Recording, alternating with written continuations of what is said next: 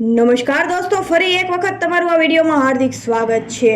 કલોલના Ambika highway પર અકસ્માતના 5ના મૃત્યુ। એસટી બસ મુસાફરો લેવા માટે ઊભી હતી ત્યારે પાછળથી ખાનગી ટ્રાવેલર્સ બસે ટક્કર મારી। અકસ્માતને પગલે એમ્બ્યુલન્સનો કાફલો ઘટના સ્થળે દોડી આવ્યો। કલોલના અંબિકા બસ સ્ટેન્ડ ખાતે બે બસ વચ્ચે અકસ્માત સર્જાતા 5ના મોત નીપજ્યા હતા। અંબિકા ખાતે એસટી બસ મુસાફરો લેવા માટે ઊભી હતી ત્યારે પાછળથી ખાનગી ટ્રાવેલર્સ બસ ચાલકે ટક્કર મારી હતી, જેને કારણે સાઈડના ઊભા રહેલા 5 મુસાફરો દબાઈ જતા તેમનું મૃત્યુ થયું હતું। અકસ્માતને પગલે એમ્બ્યુલન્સનો કાફલો ઘટના સ્થળે દોડી આવ્યો હતો। મૃતકોને પોસ્ટમોર્ટમ માટે ક્લોડ સામૂહિક આરોગ્ય કેન્દ્રમાં લવાયા હતા।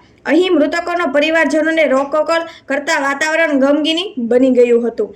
ઈજાગ્રસ્તોને સારવાર માટે તાત્કાલિક હોસ્પિટલ ખાતે ખસેડવામાં આવ્યા છે।